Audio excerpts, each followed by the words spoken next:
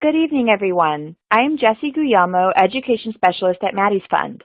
Tonight's webcast will focus on adult dog fostering with Kristen Auerbach.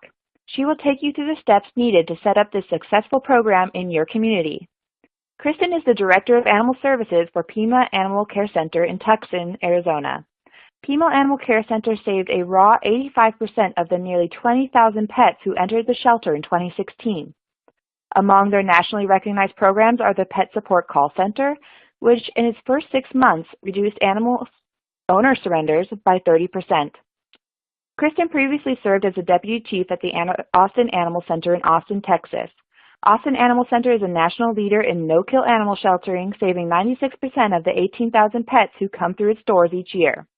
Since 2011, Austin has been the largest no-kill city in America. She has also implemented dog playgroups, comprehensive enrichment programs, and life-saving foster programs for all types of shelter animals. Before we get started, let's go over a few housekeeping items. Please take a look at the left side of your screen where you'll see Q&A window. That's where you'll ask questions during the presentation. Please get your questions in early. Questions submitted late in the presentation may not be processed in time for a response. If you need help with your connection during the presentation, you can click the Help widget at the bottom of your screen. Additionally, don't forget to check out the green resource widget also at the bottom of your screen for many helpful documents and other resources regarding this presentation. This presentation will be available on demand within 24 hours should you wish to view it again. Kristen, welcome back and thanks for being here tonight. Thank you so much, Jessie. It's great to be here tonight. I was joking earlier today that this presentation is going to cram about 3 hours of content about adult dog fostering into just a 60-minute presentation, and with hopefully a little bit of time at the end for questions. And so we're going to share a lot of information. This is the nitty-gritty, down and dirty, 1-hour tutorial on how to start and run a successful adult dog fostering program. It is designed, we've been doing this work for about 5 years now, and so it's really designed to address a lot of the questions that we routinely get when we talk about adult dog fostering. That's me. I'm the director at Pima Animal Care Center in Tucson, Arizona.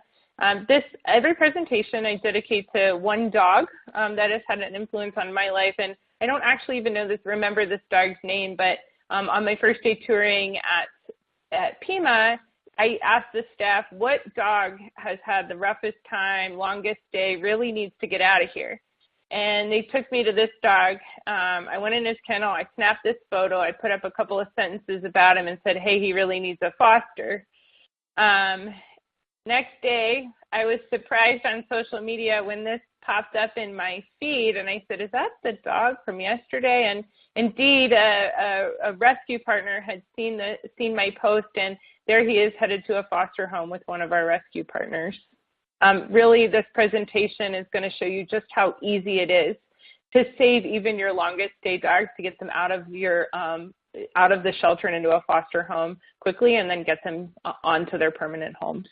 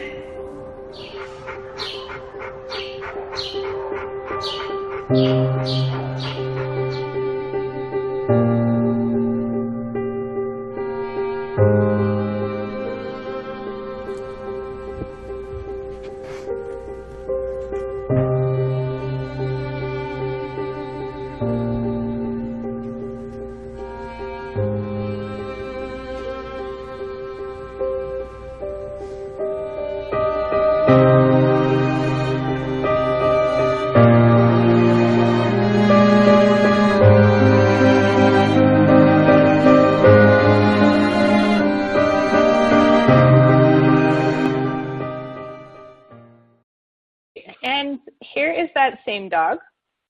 That is Buster in his foster home.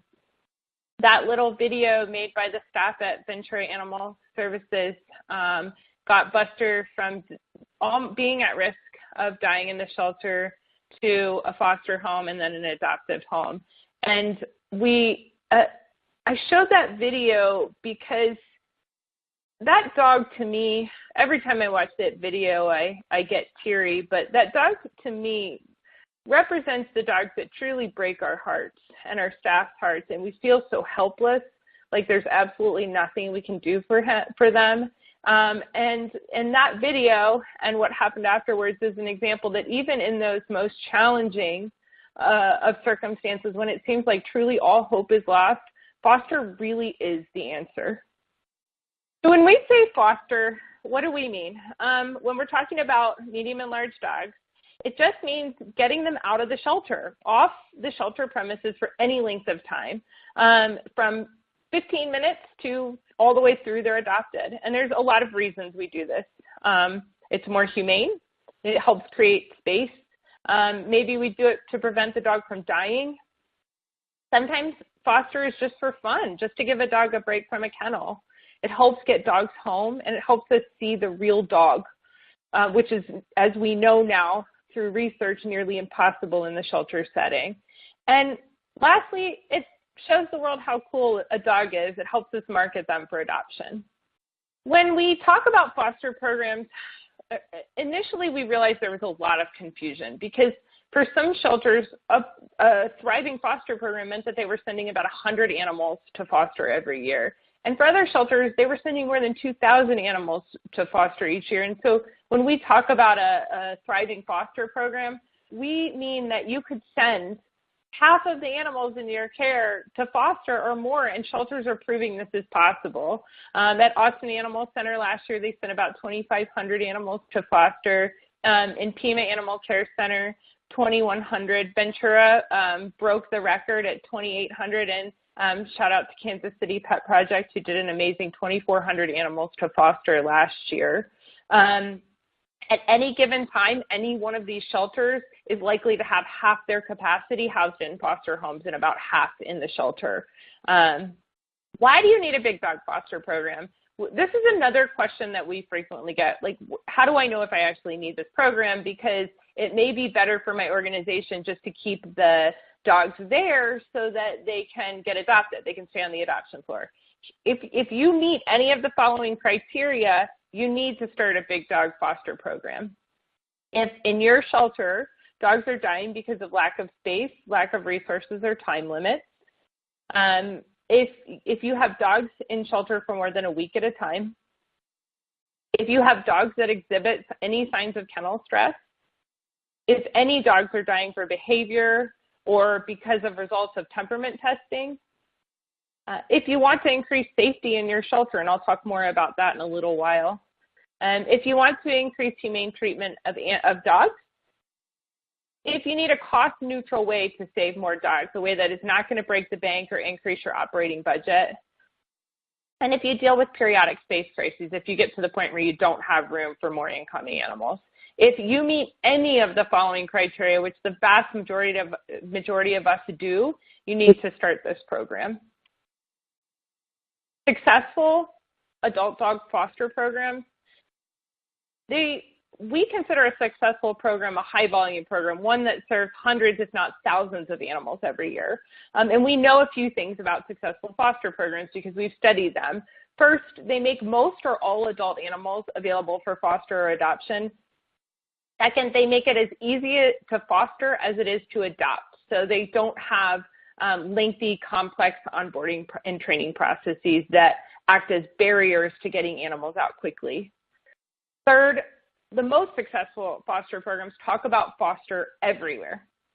And they mention it all the time, as much as they mention adoption. Most of the high-volume foster programs on social media, at least 30% of their posts are mentioning the word foster. Successful programs trust their fosters and believe that they have good intentions and want to help animals. They have a variety of programs, so it's not one size fits all. Some animals can go out for an hour. Some dogs go for a weekend or overnight, whereas others really need to be in foster all the way through until they're adopted. And lastly, successful programs empower fosters to find permanent homes. They let fosters help them permanently rehome the pet and don't try to do it all themselves. Probably more than any other question, we get this question about liability. But what about liability? And there's this idea that there's a special form of liability that goes along with sending pets to foster. And I was thinking about this the other day, and importantly, we need to consider this question of liability outside of animal welfare. And so we have two photos here. One is of a low-cost or free vaccine clinic, and the second is children waiting for a school bus. And in both those situations, when they're run by municipal governments or even nonprofits, the people who run those organizations are taking on a certain amount of liability in what they do. There's almost nothing that could carry more liability than a free vaccine clinic. But there is a public good to that. And so there are ways to mitigate the risk that comes along with liability in anything we do to help people or animals. Getting back to animal welfare, it's important to point out to people who ask this question that risk is inherent in anything we do with animals because animals are inherently unpredictable. They're animals. But we can mitigate this risk by having clear defined processes and procedures for what we do. And I'll tell you in a little while where to go to find our process or our procedures around foster. Full disclosure is your duty to any volunteer, foster caregiver, or adopter. We have a responsibility to give the public as much information as we have. And a foster caregiver waiver reviewed by an attorney helps protect you and your organization. There's nothing unique about the liability that goes along with foster as opposed to, say, adopting out animals. We have a responsibility to inform the public everything that we know. And when we do that and when we have a waiver, there's no more liability in fostering than there is in anything else we do in animal sheltering.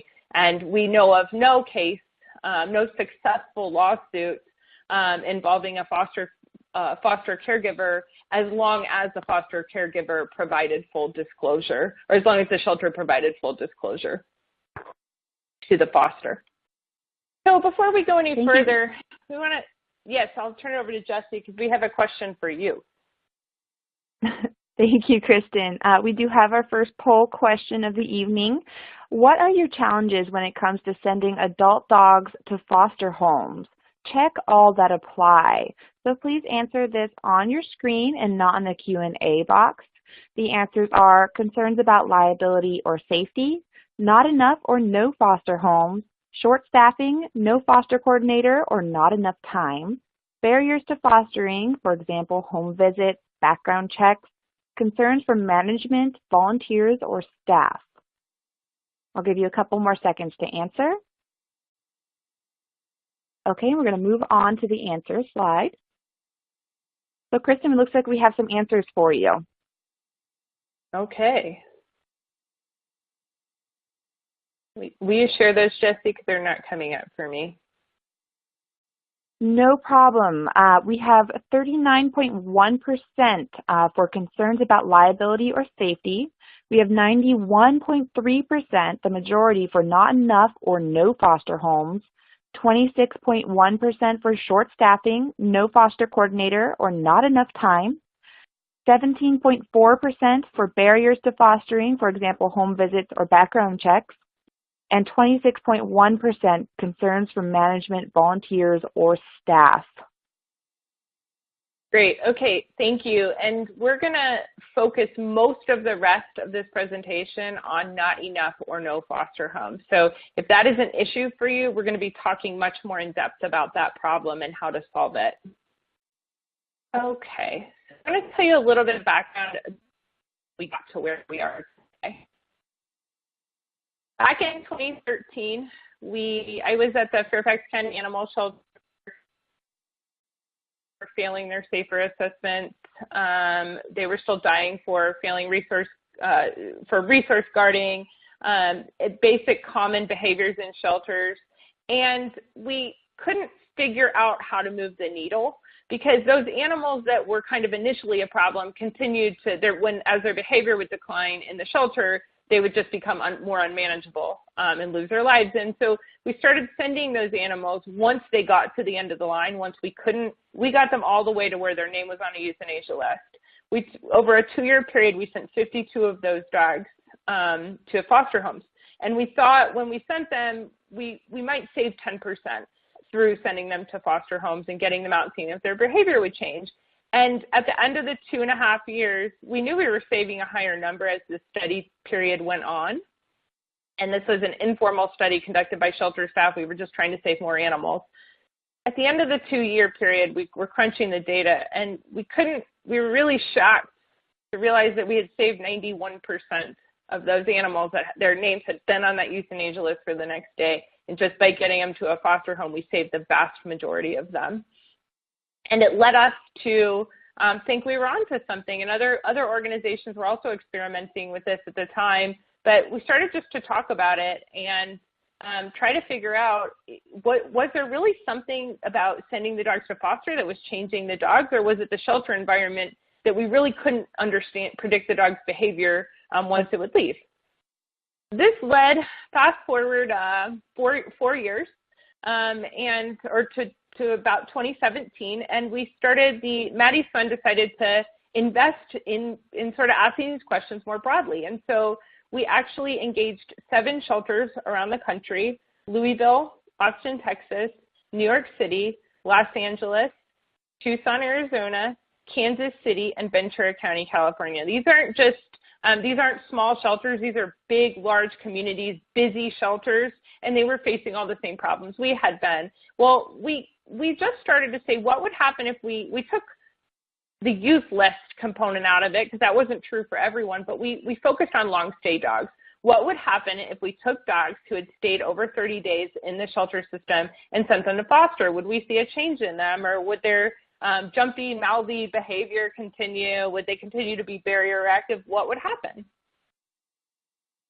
The preliminary of the results of this study, each shelter has sent about 50 dogs into foster homes, and the preliminary results of the study have shown us that dogs that are in foster for 7 days are significantly more happy, content, pleased, confident, sure, assertive, fearless, relaxed, calm, and easygoing.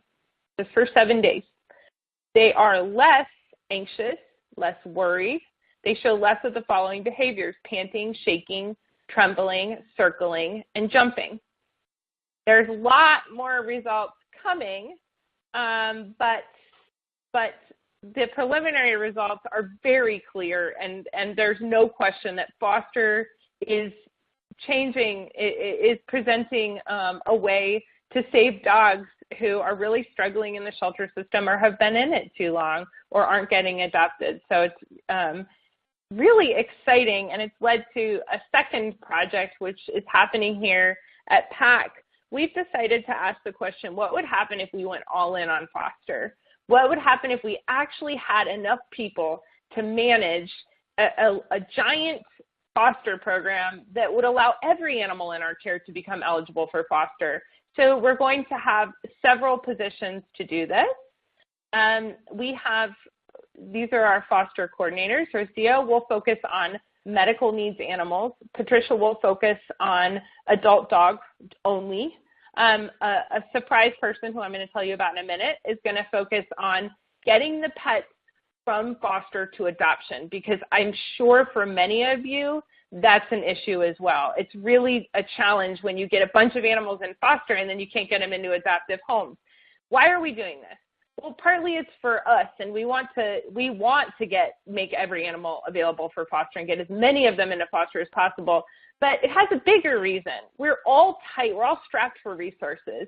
But at the end of this study period, we want to be able to show, we hope we'll be able to show, that if you invest the people in managing a large-scale foster program, that there's a big return on an investment in a whole host of ways. So from here on out, this is going to be a to-do list.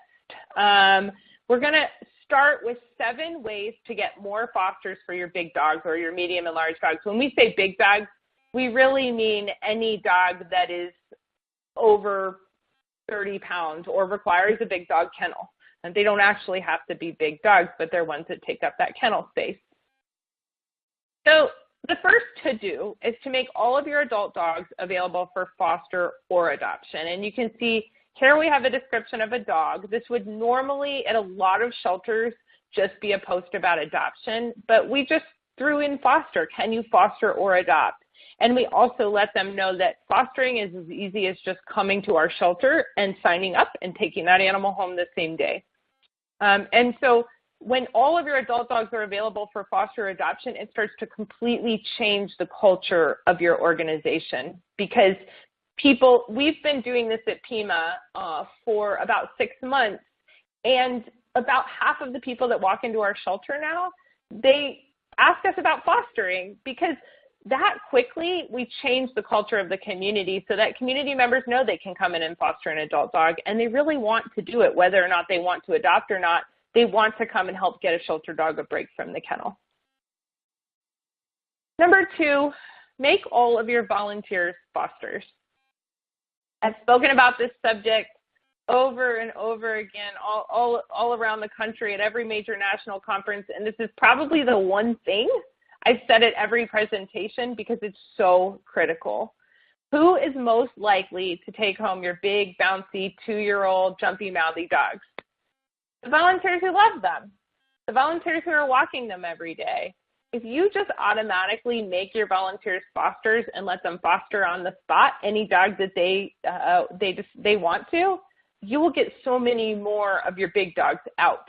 But when it's more psychological than anything, when volunteers think they have to go through a separate process and a separate training, they're less likely to foster. And now all of our volunteers know that they can foster. They know how to do it. And so they often just take a dog and take it to lunch. And that's a foster break for that dog out of the shelter. And that dog doesn't just come back and be put back in the kennel. It comes back with a great photo of it eating a pup cup from Starbucks or a hamburger from McDonald's or at the park. And that's marketing material for us to get that animal adopted. This is a foster dog who was in the original study, and he was taken to the foster home because the woman pictured was a volunteer, and he was actually a really challenging dog, but she just fell in love with him in the kennel. And that is him. The other picture is him at home. She ended up adopting him, but he became a foster dad himself, and now he fosters puppies with his mom. They do puppy fostering. So this dog, who was one of those youth-listed dogs, now lives a very purposeful life helping other young homeless animals. So this is the third thing, is that we have to start talking about fostering more. We talk about it a lot internally, but if you just think for a second, how often are you externally communicating about foster? Most of you who lead shelters, do operations, are foster coordinators, if you really think about it, it's not very much. And so we need to do a better job of that. So the video we're going to show now is a video of a person who just fell in love with fostering, and she decided to make a little video about why you should foster a pet. Should you foster a shelter pet?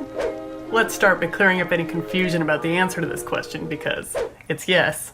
And if that turns you off, know that I'm not biased. I'm just right. Reasons to foster. Besides the fact that 2.7 million animals are euthanized in the US every year and you have the power to do something about it. Reason number 1. It's fun.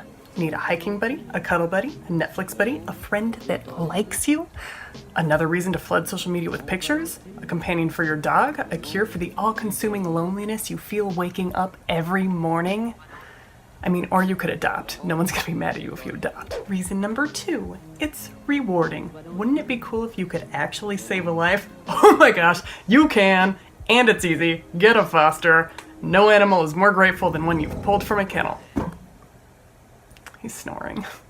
Reason number 3, animals are infinitely more adoptable in and after foster care. And I'm gonna read this one because my memory Living in even the best shelter sucks, and after a while, an animal's behavior will often reflect that. Neither staff nor volunteers are capable of giving the hundreds of animals in their care the love or enrichment that one foster could give one dog or cat, or bunny or tortoise, or whatever.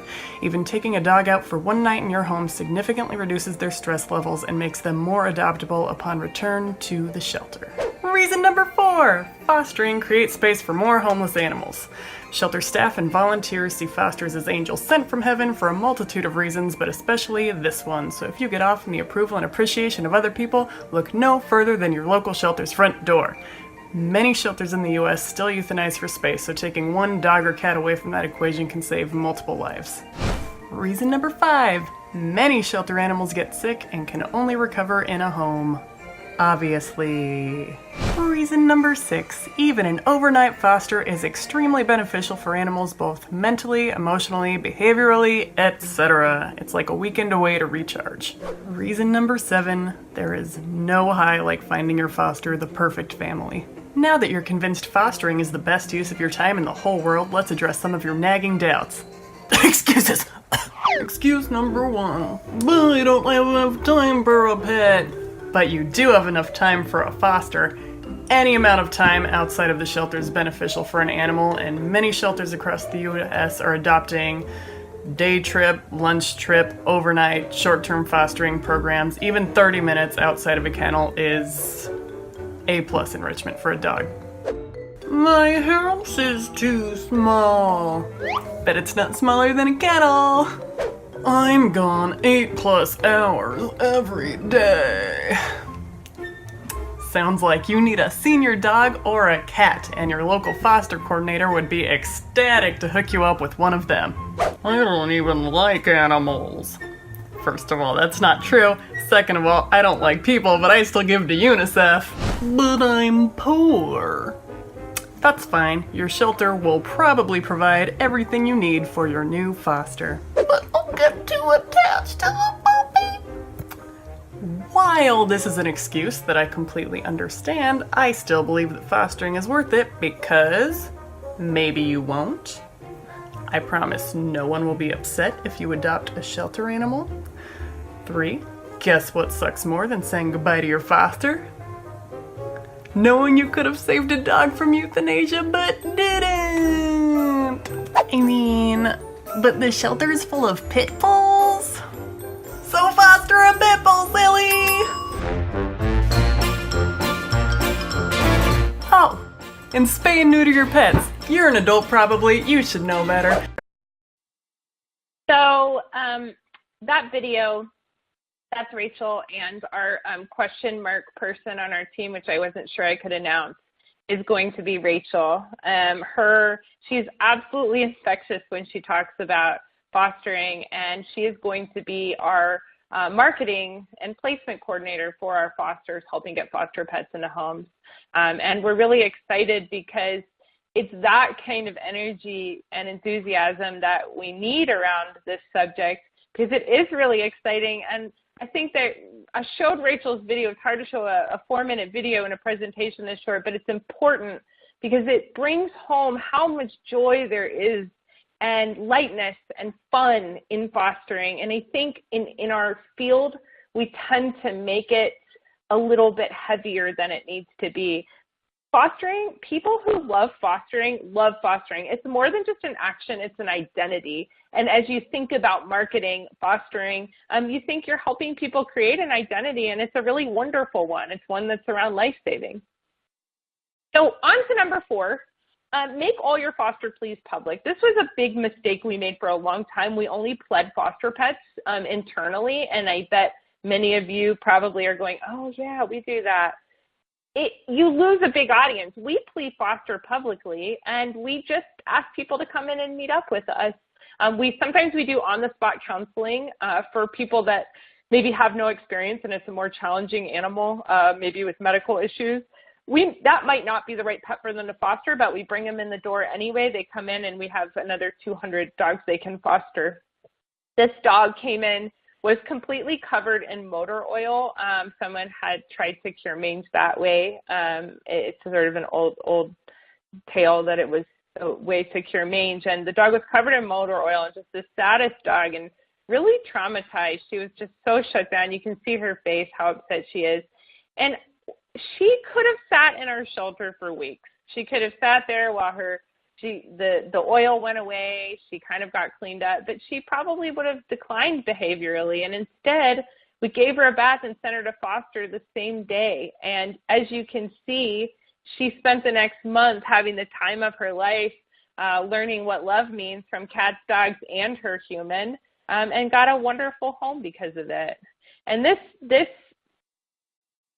story that you see on this slide, it's just two pictures, but imagine if that were your organization, what that kind of story means to donors or people that want to help your organization. It means the world to them to see that the care that goes into each pet. Number 5, remove barriers to fostering.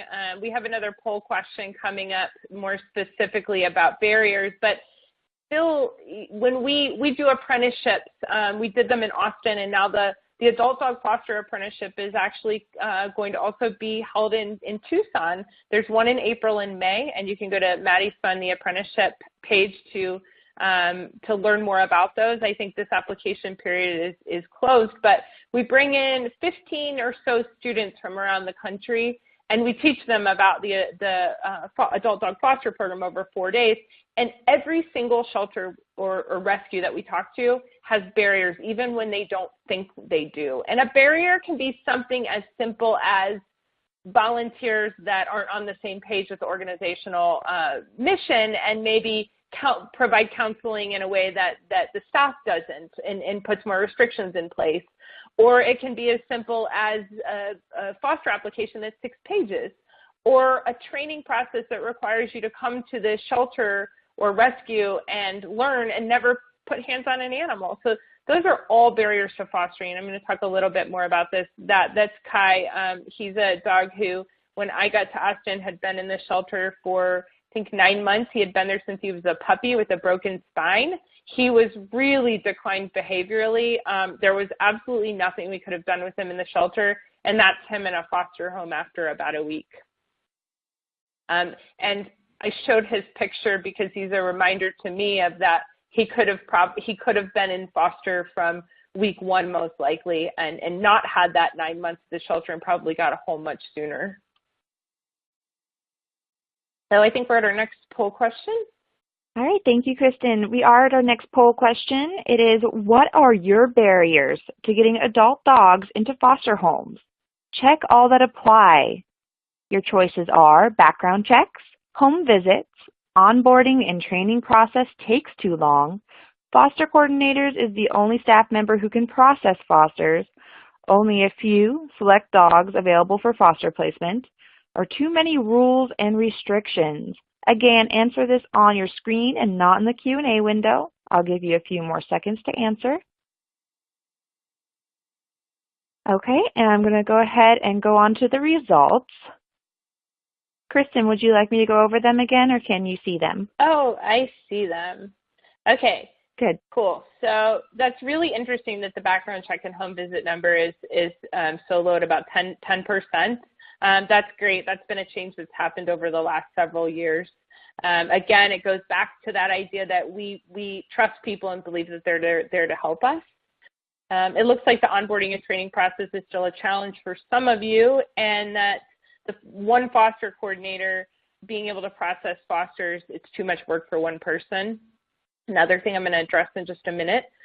Only a few select dogs available for foster placement. Yeah, this is still a problem for most shelters, and it is a leap to make, but we're going to tell you how to make basically all of your adult dogs available for foster. And lastly, too many rules and restrictions. It looks like still some of you are dealing with that. Number 6 is make it as easy to foster as it is to adopt. Your process to foster doesn't need to be any harder than your process to adopt. There is a misconception that somehow we have to put in more barriers and restrictions on people who are fostering than people who are adopting, but we're trusting people to leave our organization with an animal whether they're fostering or adopting. So at our shelter, it's the exact same application We use Chameleon software so that the type is different, but virtually all the other information is exactly the same, and it's a front and back processing application that makes it really easy for people to come in same day, take a dog home, and foster it.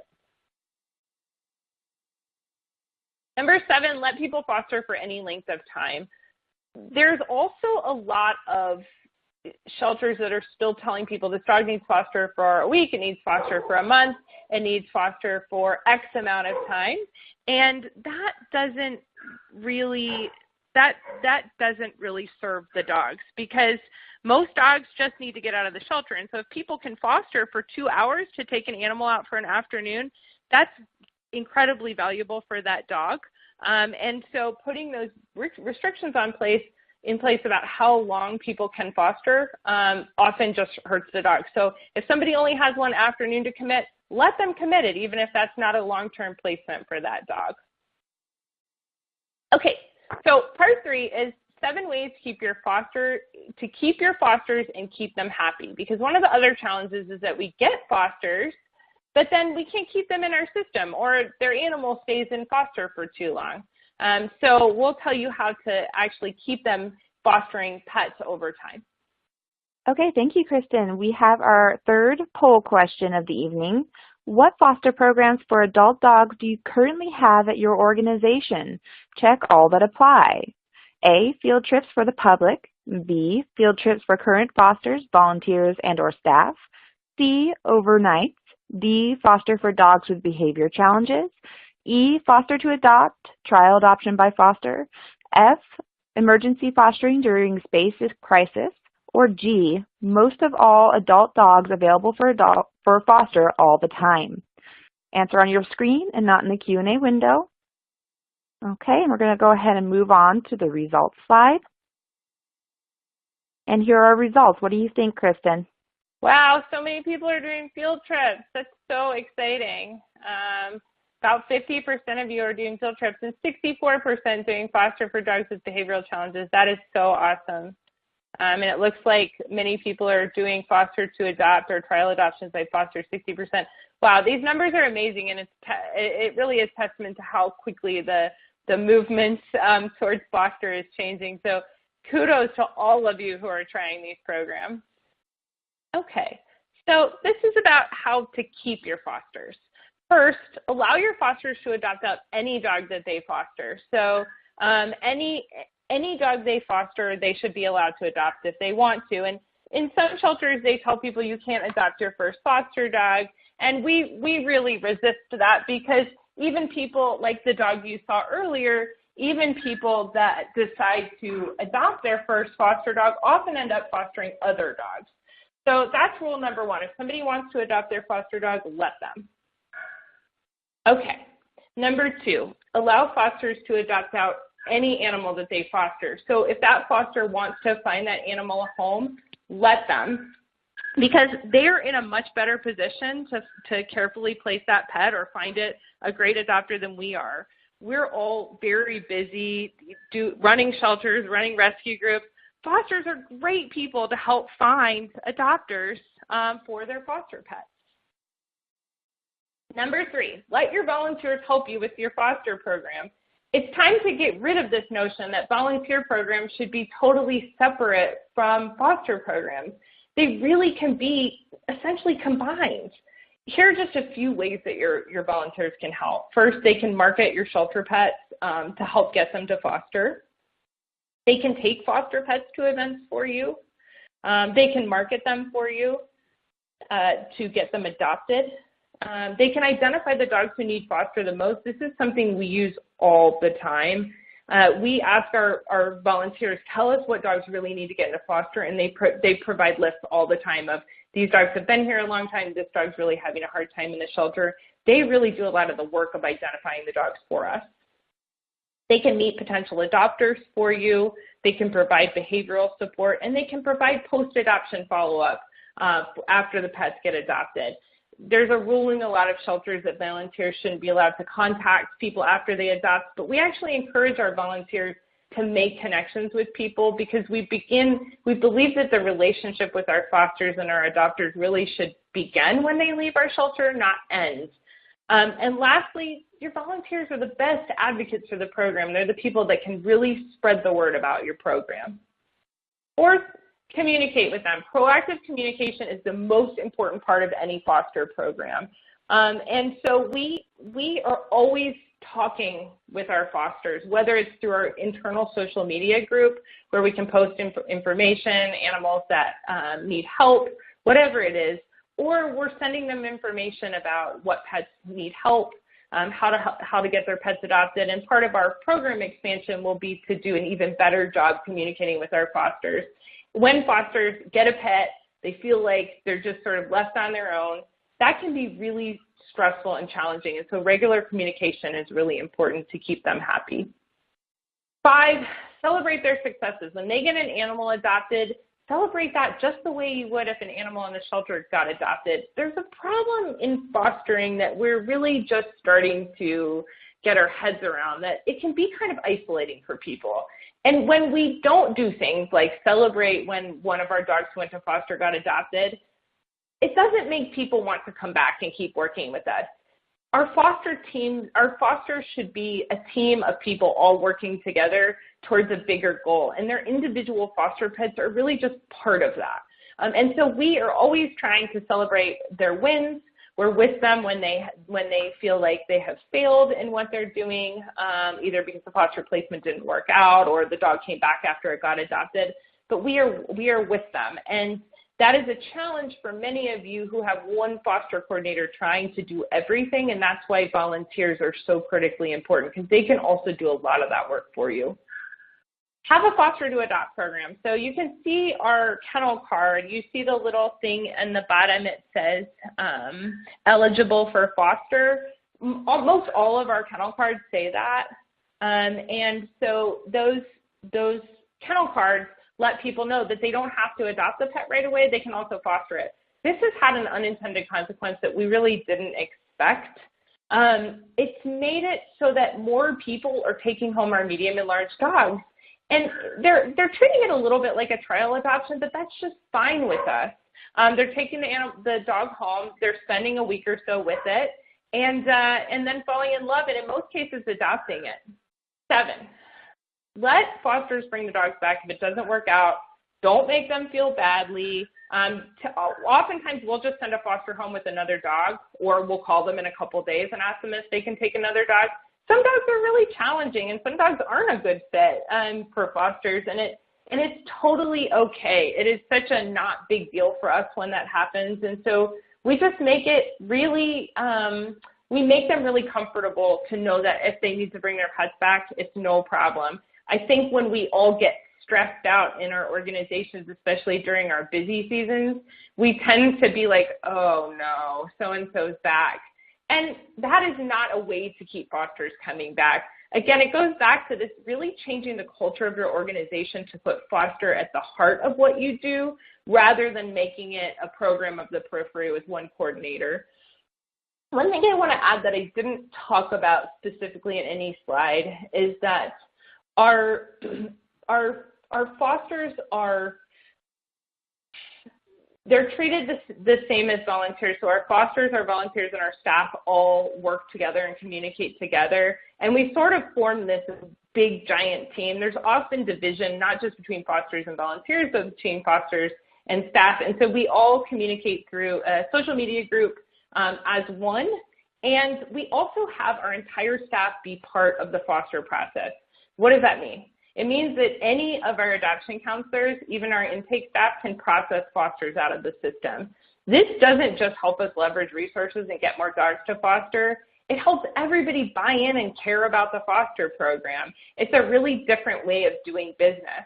So, and it's any adoption counselor, intake support member, and even some of our volunteers, they're able to process foster dogs for us, and that helps everybody be part of what we're doing.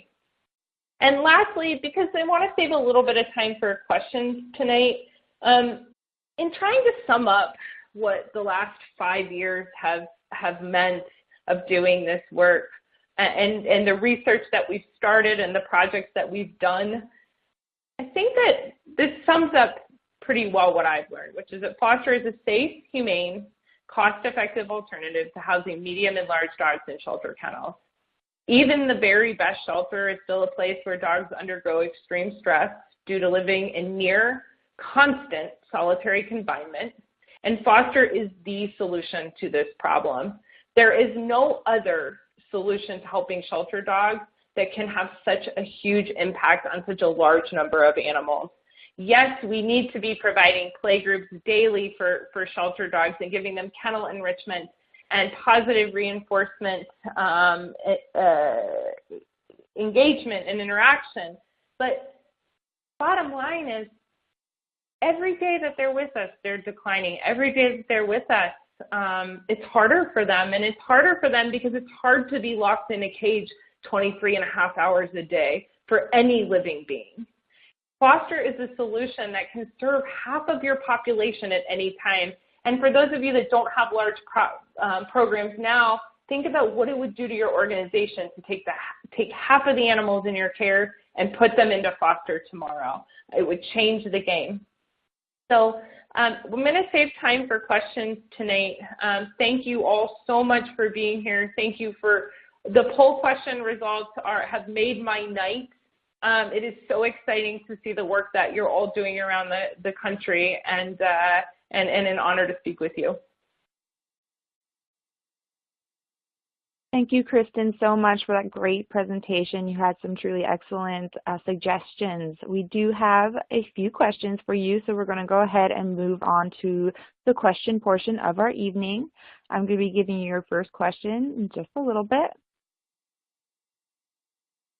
Many people offer to foster, but we are worried that they don't know what they're doing and can't keep the dog from getting into situations that would be no win for them. We have procedures for them, but they wing it and often make stupid decisions. We want to take advantage of fosters, but worry for the dog. I love this question because it's a question we get all the time, and it's also a question that we used to ask about adoptions, right? So like we used to ask this about adopting dogs when people started talking about open adoptions and less restrictions. There were concerns about the safety of people and animals, and is it humane to send this dog there? And the answer is that I said earlier in the presentation, the relationship needs to start the minute they leave the door. It shouldn't end there. And for many of us, the second the animal leaves is the last contact we have with most people. And we need to be doing more to stay in touch with them after they take the dog out of the shelter. It's no different for foster than adoption. People do make bad choices. Luckily, animals are amazing and are usually okay. We do have a few rules that we go over with everyone. One of the main ones is just like, hey, don't go to a dog park. And that's not because there's anything we may have the most dog social dog in the world, but we may say that to people who have dogs in foster, but we also say that to adopters. Like that would be something you do a long time down the road after you know a lot more about your dog, just because of the unknown variables that can happen in a dog park that have absolutely nothing to do with your pet. Great, thank you, Kristen. I have your next question for you. Do you have examples of the best way to highlight the dogs you have in foster care to the people who walk into the shelter to adopt, other than telling them to look online? Yeah, I think Kelly Dewar just did a webcast on that last week or a couple weeks ago about marketing foster pets. Is that right? I think there was I think it was mentioned, yeah. Okay, yeah. So there's more and more information that's going to be coming out about marketing foster pets. And the question is really, okay, you get these animals out of the shelter and, now they're not in the shelter for people to see them. How do you make sure people can see them? Lots of conversations are happening around this topic. Obviously, the answer is, well, put them on social media. But beyond that, imagine if you had enough room in your shelter right now to set aside an entire row of kennels that are your foster day kennels. And those dogs only come for daycare. Their fosters drop them off in the morning. They take them home at night, and they're there to be seen by the public. These are the kind of things we're able to start imagining as we help decrease capacity and are able to think of new ways to get dogs adopted. So for many of you, you're not there yet, but for some of you, you could set aside a few kennels, as we did in Fairfax County. We set aside a few kennels and let people bring their foster dogs back, and they would just stay for the day and get picked up at night. And if you think no one will do that, you're wrong. People love to do that. And it's a way that foster parents, they can drop their kid off in the morning. They're at the kennel during the day. They pick them up at night, and it works really well for a lot of people.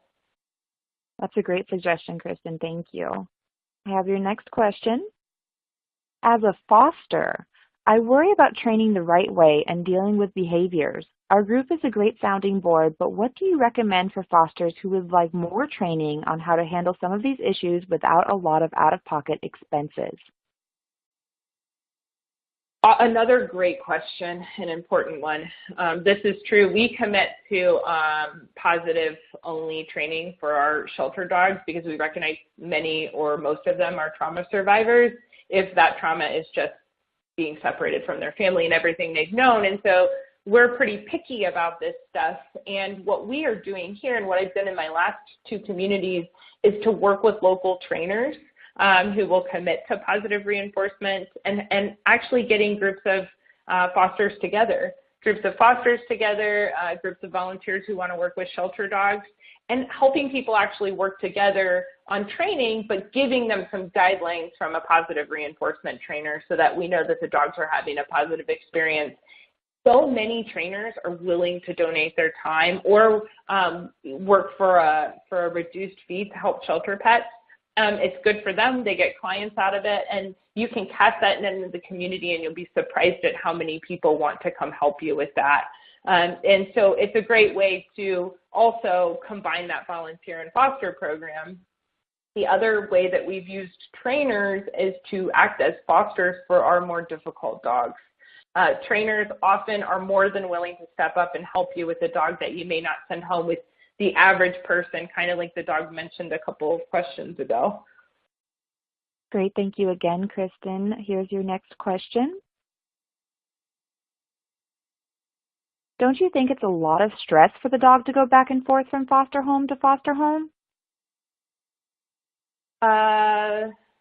No. So this is another good question. We get it all the time. Isn't it stressful and isn't it sad when they come back to the shelter?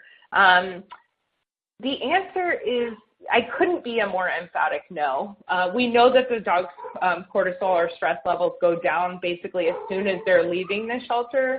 But more than that, it is so amazing to see a dog come back from a day trip, a foster day trip, to see that dog come back home or come back to the shelter after a day out of the shelter. It is so much more likely to get adopted because it's calm and relaxed and tired out and has been hanging out on somebody's couch. Confinement is much more stressful. And if you're having trouble wrapping your head around this idea, imagine what you would choose as a person. If you had any chance to get out of that tiny little box, you would take it, and the dogs will too.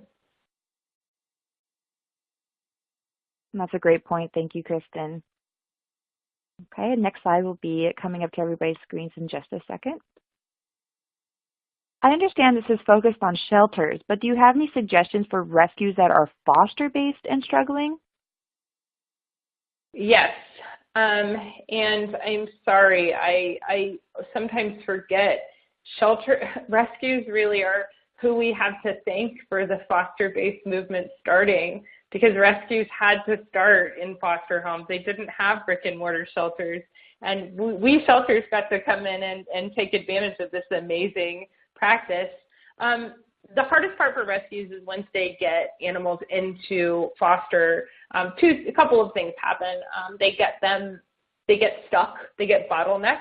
And again, we're hiring someone to experiment with what is needed to stop that problem, because it is a challenge when you get hundreds of animals in foster at one time. How do you get them all moved through to permanent homes? We have a lot of strategies which are mostly based on marketing and getting the animals out in Adopt Me vets. but it can be a challenge. And the other thing that rescues struggle with is they don't want to take dogs on because they're afraid that the foster won't be able to keep them. The rescue ends up back with the dog and doesn't have anywhere to put it. And this is a huge problem. Rescues and shelters need to work more closely together. In an ideal world, a rescue could take a dog, it could put it into a foster, and then if that dog was not a good fit for the program, maybe it comes back to the shelter, and that rescue takes another dog because the shelter is better able to serve the dog that was in the foster home. We have historically, there's been this idea that a rescue pulls a dog and it never goes back because if it goes back, the shelter is going to kill it. And that's changing. We're changing that idea, and now we're having conversations that revolve around every dog is an individual. So maybe a dog didn't work out in one foster home, it can go back to a shelter. We can take another dog. Now, if that is not your story right now, which that's still a little bit of a radical idea, and you do struggle with getting dogs into foster and not getting them placed, there is a lot of great work being done around that, and we are going to be talking more about that as we kind of undergo learning for that. There's also an app called Maddie's Pet Assistant, and I haven't mentioned that yet, but if you haven't checked it out, you should, and it helps people fosters or adopters, once they take the pets home, it helps guide them through that process of knowing what needs an emergency trip to the vet, what to do about the dog who's now peeing all over my floor. And it's a really amazing app. It's really just, it's going to be used probably in every shelter and rescue in just a few years because it has such potential to sort of take the burden off of us to be dealing with all the challenges people have when they first take an animal home. I know when we get it, we're going to be sure that all of our adopters and fosters enroll in it, and we're about to get it at Pima Animal Care Center. But check it out. Maddie's Pet Assistant is a great place to go. One other site I want to mention, there is a Facebook group. There's a Maddie's Pet Forum and a Facebook group. The Facebook group is called Adult Dog Foster Care, and that Facebook group is a bunch of foster coordinators all learning how to put adult dogs into foster. And there's also a Maddie's Pet Forum on that. So we'll provide both the links to those at the end of this. Thank you, Kristen. We're going to have our last question for the evening. I'll be pushing it to your screen momentarily. How do you manage and plan for spacing within the shelter if you send a bunch of dogs to foster without time frames and don't know when they are coming back? Oh, that's a really good question. So we deal with a high volume. We're, up until last year, we're about 20,000 intake, and we have anywhere from 700 to 1,400 animals in our shelter at any time. So we're dealing with a really high volume of animals, and the name of the game for us is moving quickly. And so we're always co-housing. Co-housing is just sort of the norm where we are. And we're always dealing with influxes that we don't expect. So one day we may get 125 dogs that come in, and another day we may get 7. So that's sort of part of the way that we do business. And moving animals through the system quickly is part of that. If you have a smaller organization, it's okay to set expectations about when animals come back, but my point earlier was that fosters should be involved in that process. So if they commit to having an animal for 2 weeks, and then they call you and say, I can keep it for another month, or alternately they call and say, I need to bring it back sooner, we're really flexible on that stuff, and we want them to come back as repeat customers. We think of our fosters like customers, oddly. And so we want them to come back as customers, and so we're really flexible either way if they need to bring the pet back earlier or later. Thank you, Kristen. And with that question, that will be the end of the presentation this evening. A big thanks to Kristen and all of you for sharing your evening with us. Your opinion is very important to us, so please take a moment to fill out the evaluation survey by clicking on the link on the screen. Join us for the next Foster Series webcast, Adult Cat and Kitten Fostering, on March 22nd. For more information, go to www.maddiesfund.org. We would also like to invite you all to join our foster care group to continue the conversation on our Maddie's Pet Forum. This forum is brand new and will officially launch at the HSUS Animal Care Expo this May. By participating now, you will not only have the opportunity to connect with others in our field, but also help elevate this topic by sharing your experience and wisdom. Go to www.maddiespetforum.org/group/adult-dog-foster-care. Again, thanks for your participation in our webcast tonight. Have a great evening. Good night.